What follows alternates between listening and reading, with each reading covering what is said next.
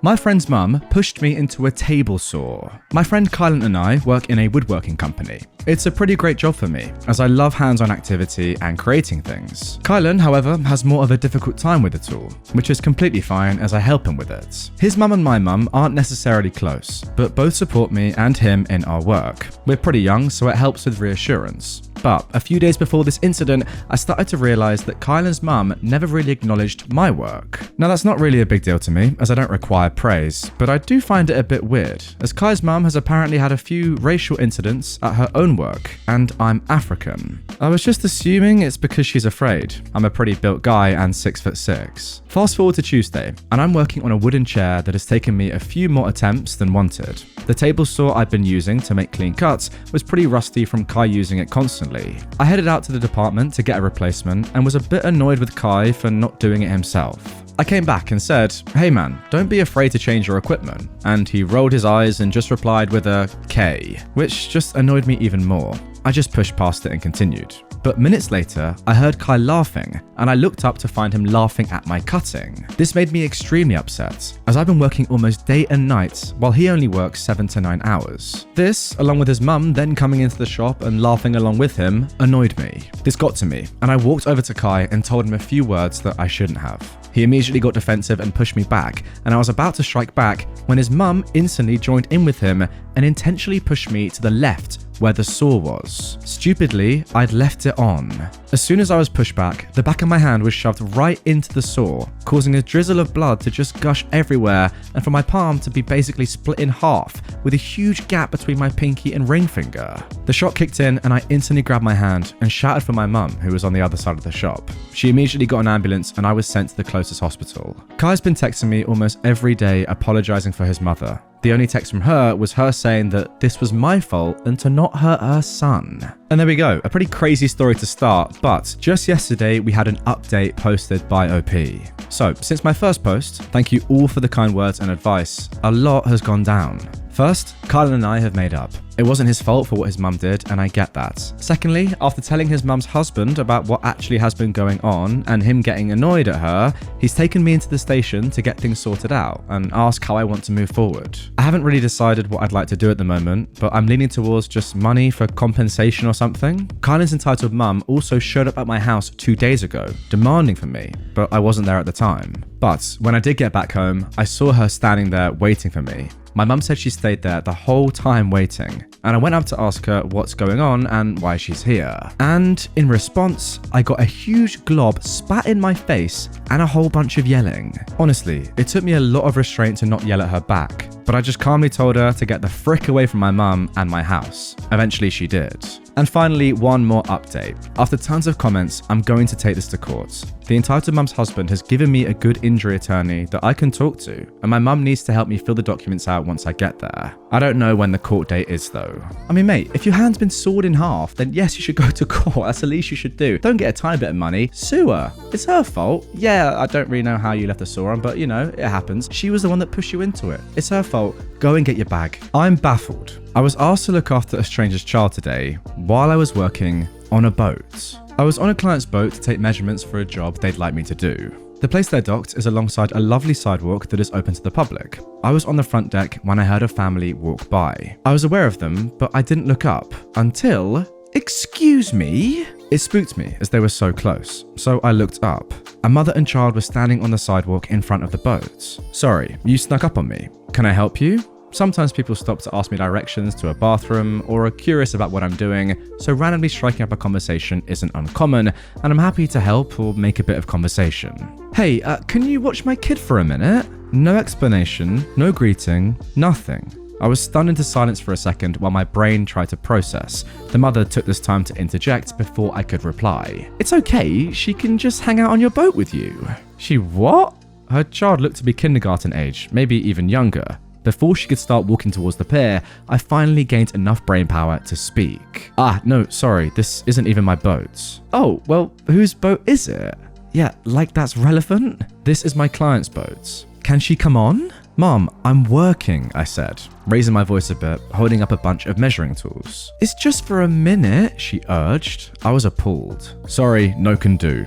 I was about to say more, but she interrupted before I could continue. "Well, can you get off of the boat and watch her here then?" I gave her another stunned look. "I am working," I said a bit slower. "And I'm sure my boss wouldn't appreciate me watching strange kids while I'm on the clock." Again, I was about to say more, but her child was whining and pulling violently on her mother's hand. "Fine," she snapped suddenly, dragging her child away up the steps. Not gonna lie, it was really odd and unnerving, and my heart was beating really fast. I'm legitimately shocked. Boats and docks are not a safe place for children, especially without a life jacket. A strange child? Not knowing if they can swim or their water history? What about their behavior or if they'll even follow safety instructions or directions? Why would you give your child to a complete stranger working in a place that's not safe or suitable for a kid while they're working? I am a stranger. I should ask the owner of the boat if they can reverse their boat into the space next time so I don't have to face the general public while working anymore. Alright, this is a pretty deep thing to say, right? And obviously I would never wish this on any parent, but at some stage, if she's going to keep doing this, I kind of want her kid to get kidnapped, mate. Because that is the only karma that is reasonable here. If you're just going to palm your child off to a random stranger on a boat, what's to stop them from literally driving the boat off and you never seeing your kid again? Idiotic behavior. Obviously you wouldn't want that for the kid, but for the mum, I don't know. Can we like prank them in some way? Can one of you lot or me watching try and get in this situation, have the mum ask us to watch them, and then just go with the kid and hide for 5 minutes and make her panic? Seems a bit hard to do, but you never know. If you ever see this woman, have a go. Pretty strange request, but yeah, why not? Entitled Mum is mad I went to work while in possession of her high chair. This one is an old story, but I was recently reminded of it and thought this was the perfect place to share. The entitled parent here was my sister. When my nephew was born, she started collecting extra baby gear and wanted to leave a set of stuff at my house so she could just drop by or leave my nephew for babysitting without notice. I was adamantly against this as I didn't want a bunch of baby gear or to be responsible for babysitting all the time without warning. So onto the story. I'd hosted a family dinner at my house and my sister forgot her high chair. When I realized, I called her and told her I was bringing it home for her. But when I got to her house, she didn't answer the door, and I foolishly took it home with me, not wanting to leave it outside overnight. I didn't get a hold of her until the next day, at which point she yelled at me that I don't control her and can't demand she open her door. I responded, "That's fine, I won't be wasting my time then, and she'll have to find a time to come by some evening and pick it up herself." She did tell me a few times that she'd come by, but never actually showed up. At that point, I figured I was stuck with it since it had been a few weeks and she'd been asking me to keep baby gear, and I stuck it in my under the stairs storage. At the time, I was working 8 to 5 and I had a few different offices I worked out of. I was at my secondary office for the afternoon, and at the end of the day, I dialed into my voicemail to my home office and was surprised at the number of messages I had. They started off calm. "Hey, I need my high chair back." Then they got ruder and more demanding. "I need it now and I'm coming over." After a few messages, one came from my grandma, who she'd looped in asking me to please be reasonable and stop punishing my sister. Then the next message came from inside my house. My grandma, who had a key, had let her in to get the chair, and she was screaming that I'd thrown it away since it wasn't in the kitchen. Another one from my sister accusing me of starving her child. And finally, one from my dad saying my sister had called him in hysterics and to please call him back and let him know what was actually happening. This was sadly normal behaviour for her, so he knew not to take what she said at face value, but also wanted it resolved. I called my dad back, letting him know I hadn't done anything to her except go to work during normal work hours, and that it would be waiting outside my house in 30 minutes, and not to call me about it again. I will never know why she urgently needed it that day when she'd been fine without it for weeks. But despite the panic, it sat outside my house for 2 days before it was picked up. Yeah, sounds to me like she's just incredibly spoiled. The fact that she didn't even come and collect it after demanding to go and get it and even looking around your house is all the evidence you need to show that it really wasn't that important. Otherwise, she would have collected it when she knew it was outside. I guess some people would say don't let your grandma have a key and this wouldn't have happened, but it is nice to let your relatives have keys to your house. Just maybe not your sister, because she is mad. Now, our last story in today's episode is actually an update from another story that I read about a week ago, which was all about entitled parents making their kid, OP, homeless And then when things went badly for them and they lost their business and their finances, etc., they went and squatted in their kids' home without paying rent and without telling them. If you haven't yet seen that episode, the link is in the first line of the description. If you're on YouTube, it's in the pinned comment and behind the I button right now. Go and watch that for this to make sense. But anyway, here is the update. Well, I decided to make some inquiries and spent a couple of days asking around the family about how my parents got their new business off the ground. It's pretty unusual that they were able to come back from bankruptcy and get a new business started in under 2 years. No, it's not an MLM for those who thought so. Even my parents wouldn't resort to doing that. They undoubtedly think MLMs are beneath them. My parents' new business is comparatively smaller than their previous one too. I'd say about half the size. Before, they had at least 2 employees. Now it's just the 2 of them. Someone pointed out that I should be watching my credit for identity theft. I already was, and I have been since I first started dealing with my parents squatting in my house. I put nothing past them, and they knew it. Honestly though, I'm not even sure they bothered to remember my legal information in the past decade anyway. Heck, I'm not sure they bothered to even remember how to spell my first name, but I did lock down my credits, and there's been no unusual activity on it at all. So my parents didn't try to steal their company funds from me, at least. My paternal grandparents, or my good grandparents, one would say, are the ones who actually give a dang about me, and they have no idea where my parents got their money to open up shop again. My parents have called them numerous times since they disinherited my father, and they've been refusing to take their calls since they called to brag about their new success a while ago. It's clear my parents had no help from my father's side of the family. So then what about my mother's? Well, I still had that old list of contacts my parents gave me filed away, and on that list was the landline number for my maternal grandmother. I did try calling her back when I was homeless. She didn't give a dang. I never met them in person, but my maternal grandparents are a lot like my parents. Guess my father truly found his soulmate with my mother. As a previous commenter pointed out, they were made for each other. I managed to get in touch with my maternal grandmother once again, and not only was she long divorced from her husband, my maternal grandfather is no longer alive. That was news to me.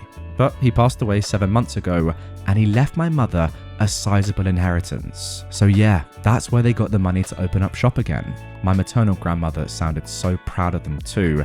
She had little interest in speaking of much else, and it's likely why my parents called my grandparents to brag about how they're so successful again. They wanted to rub salt in the wound since my good grandparents cut them off. I really don't care though, and neither do my good grandparents. Everyone on my paternal side of the family all say my parents can go kick rocks. They want nothing to do with them. I'm not the only one my parents have jaded. My mother's side of the family are full of divorcees and drunken loners who all hate each other and just pretend to act civil. My father's side are what I'd call just very normal and nice people. My father, though, burned bridges time and time again. When I was born, my grandparents wanted to be in my life, but for some reason, my parents kept me from them.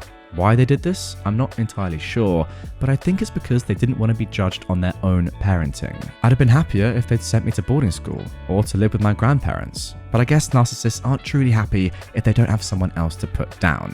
I can only imagine the stuff they said about me behind my back my entire life. Either way, it seems my parents did nothing illegal to open up a new business. Nothing that can be reported to something like the IRS anyway. No law against using funds from inheritance as seed money to self-employment. My mother, like me, was an only child, so she got everything when her father died, including his house and land. That's where my parents are living now. I've seen a photo my maternal grandmother sent me. Not the nicest house, but not bad. Comparable to my own, I'd say. But it means my parents have a place to live scot-free now and likely won't need to bother me again. I want to sell my house and move, but it turns out the company that I'm in the employ of has no branch in Arizona. So it's either I quit and look for new employment in Arizona after selling my house, or I just stay where I am and hope my parents leave me alone. I'm looking into job searching because I really don't want my parents to ever find me again. I won't move if it's not feasible, but I prefer to be able to. Imagine that, feeling forced to leave the area you're in just because you don't want your parents to find you. That is crazy. It'd be moot to bother getting more cameras for the house if I want to sell it ASAP. But if I end up stuck here because of not being able to find another job in Arizona in the coming months, then I might as well get cameras installed inside and out. I've gotten a lot of good advice on the kind of cameras to get and where to put them. I kind of doubt the same situation will ever repeat, but I just don't want my parents to ever try to seek me out again for any reason. If they need help when they're old, I'm not gonna care. They'll get what they gave. Nothing. They are dead to me for the rest of my life, and the rest of my father's side of the family say the same. If I ever become a parent or step-parent, I'll make dang sure I never become like my parents. No child deserves that. Yeah, good stuff. At least you've learned from your parents about how not to parent. But I do agree with myself. It's very sad that you're thinking of even having to move because of your parents not being able to find you again. Like, that is nuts. I would say, and it's easy for me to say this sat here in my room, but just try and put in as many security things in place as you possibly can. I agree with what you're saying about not wanting to do it if you know you're going to move, and it's good to actually look for another job and another place to live, but it's a bit sad, isn't it? Your own parents forcing you to move, not even by doing anything. I mean, they haven't done anything yet, right? Just what they could do in the future. And you know what? The more I think about it, in 5, 10, even 20 years time, who knows? Their business could fail again and they could do the exact same thing they've done to you before. So look, in your spot, I get it. It's just extremely sad.